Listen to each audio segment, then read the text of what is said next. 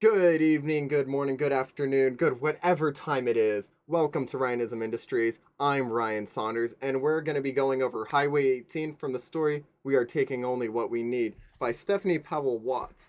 So, you might be curious. This is actually for my English class, so we'll get jumping on to way into what that is. But feel free to check out my other junk on this channel. It's kind of not the best, but something something. So let's get jamming away. So, first up, let's get this going with the author, Dr. Stephanie Powell Watts. She has a heavy history in African American writings. She's been writing a lot of stories regarding them, specifically about their lives and other stuff such as that.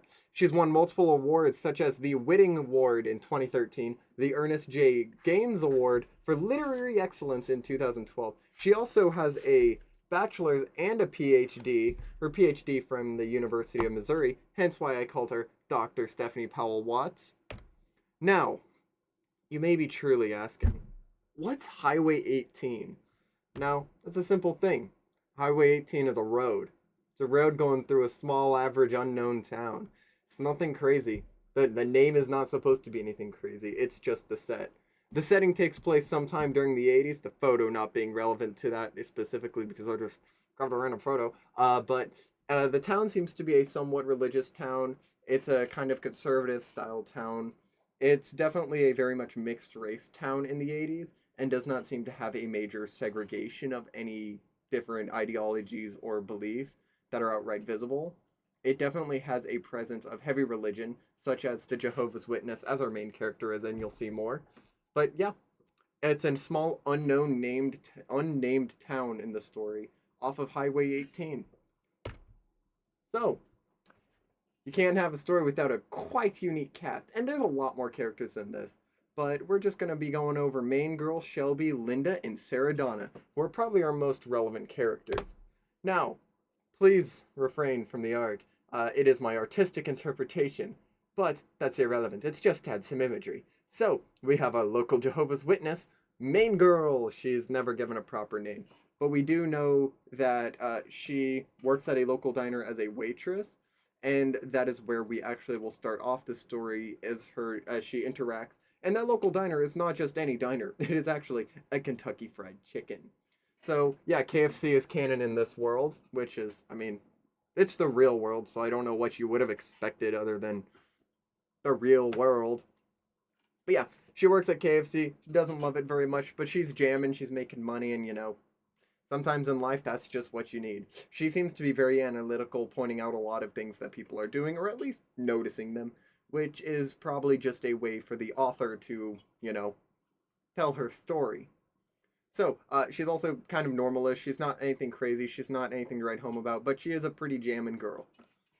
So, our next gal is Shelby. She's our technical antagonist, but not antagonist, technically. She's good talking, good looking, and yeah, that's kind of her thing. She is kind of just sex appeal for the group. Well, not the group, but to our main character, who is also a girl. So, yeah, she talks with main girl for a good chunk at the beginning of the story. She's very mysterious. Not much is known about her other than that she makes her way around. And as you'll see later on in the story, she's quite promiscuous. So we got our simple friend Linda. She's very religious, very clean worded, and seems to be pretty general. She's part of their religious group with main girl and Sarah Donna, who we'll get more into. There's nothing much to write home about her. She's just kind of jazzy. And then we've got our gossip queen, Sarah Donna. She's very gossipy and a bit aggressive. She kind of likes to yell out artistic description, technically different from the book, but she causes some problems at the end, which actually main gal kind of takes advantage of in her own special way. But Saradana's not an outright bad character. She's religious as well, in the same way as Linda is, and they're all part of their same group except for Shelby. Shelby is out of the picture by that point. So. We have a cast of characters. We have some ideals.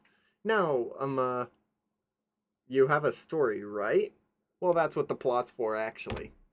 So let's get a lay of this land. Now, as I said, Highway 18, just an average road. It's nothing crazy. It's just Like that is the entire point of it. There was not supposed to be anything crazy. That is all. That is literally all.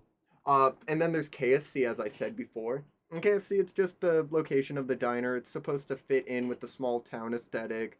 It most likely comes off that is a southern small town. There's actually a Highway 18 in Tennessee itself, which is kind of funky.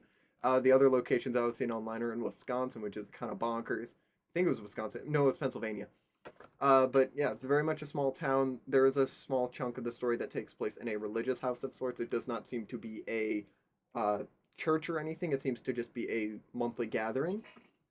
So now that we have a lay of the land, what happens in this land? Because what's the point of a story if there?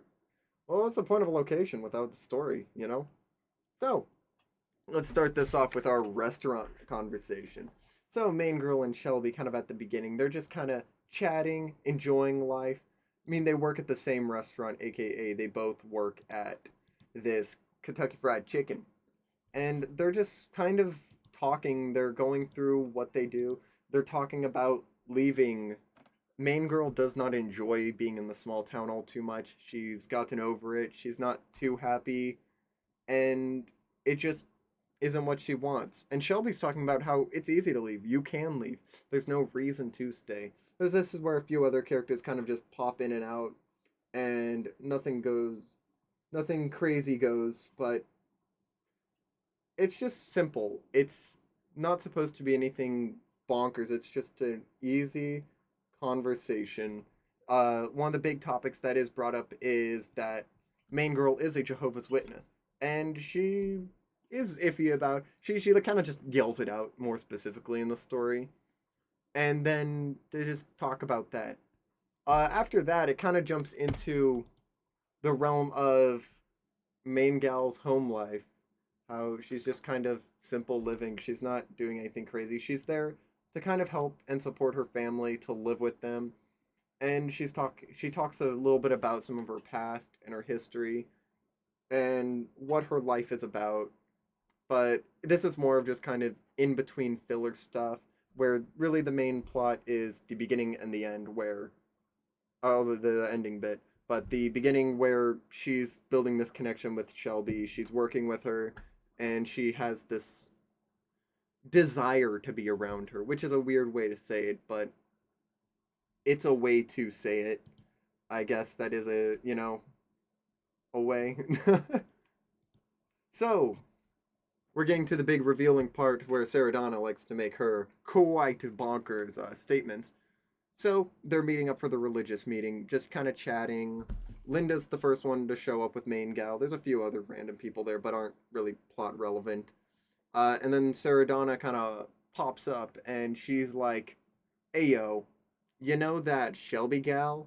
Well, she has AIDS."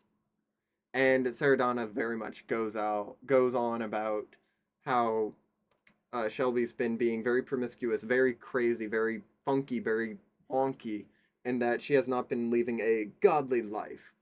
This is also where Linda says Saradana needs a Proverbs 18:24, so that should help you in remembering your information. But this is where main gal kind of hooks off of what Saradana is doing and hooks off the negativity and says, yeah, screw Shelby. Shelby sucks. Shelby's bad. Shelby's. Oh. This is also where I believe Saradana outright calls Shelby a whore. And Linda's like, whoa. And main gal's like, yeah, she is one. She is one. Yeah, I double down. And this is where it's kind of funky. This is where main gal kind of says, yeah, this is behind me. This history, this past, this everything means nothing to me anymore. It's not the truth. Well, it's the truth, but it's behind me.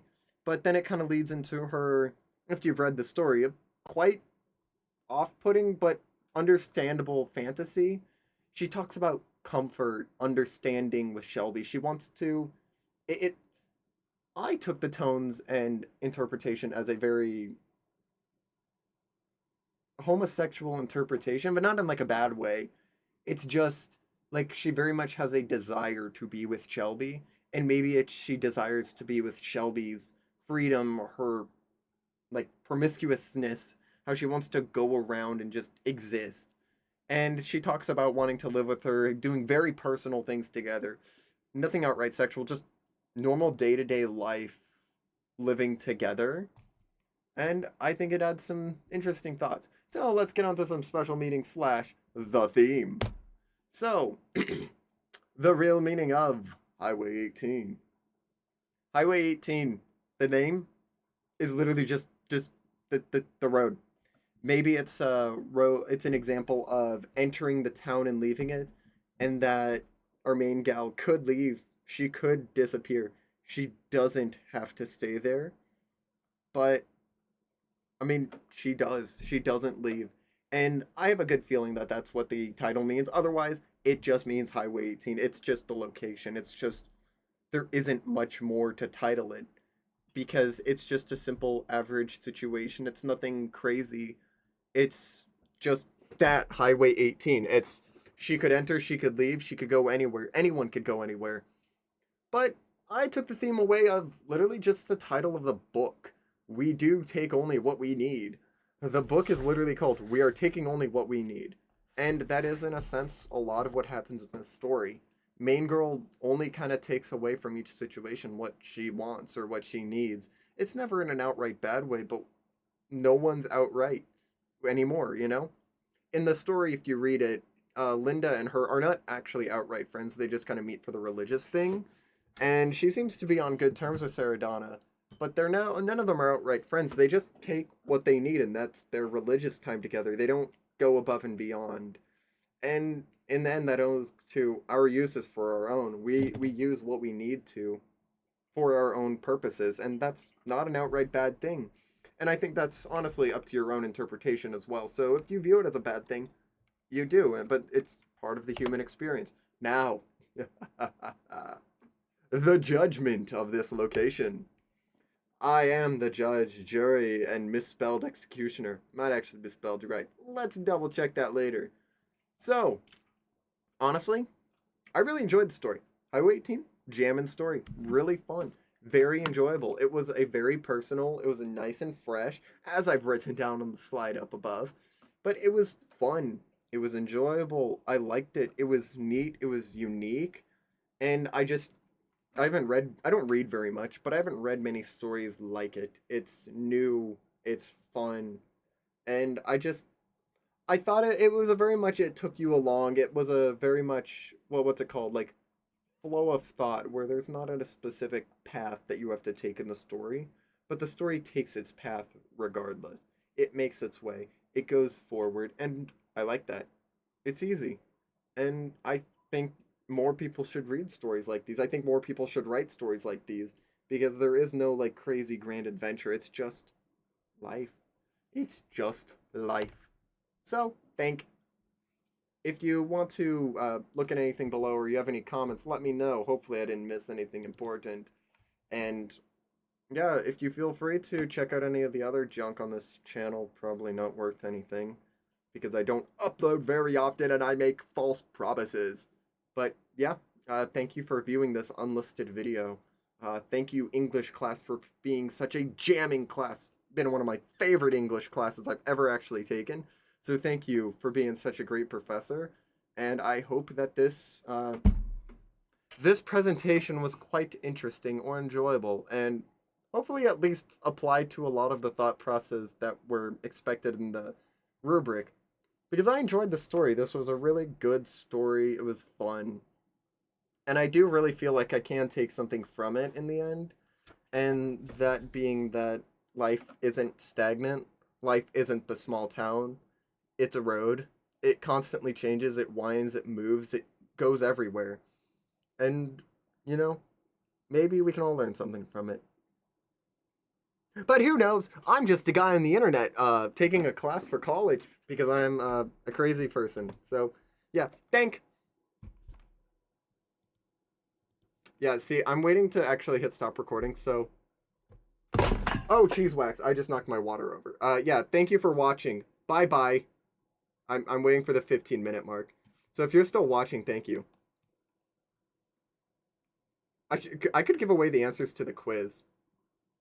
I'm not going to, but it'd be funny if I did, wouldn't it? They're all easy. I promise you they're easy. Just read the story and they're outright simple. Bye!